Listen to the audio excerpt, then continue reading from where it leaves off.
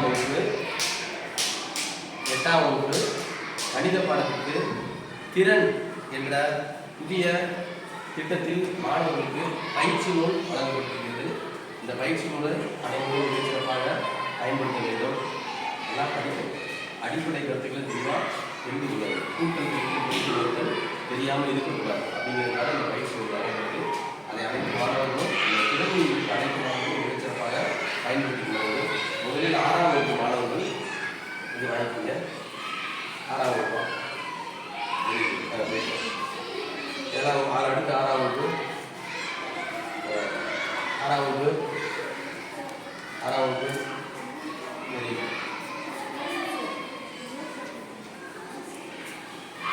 7ஆம் வகுப்பு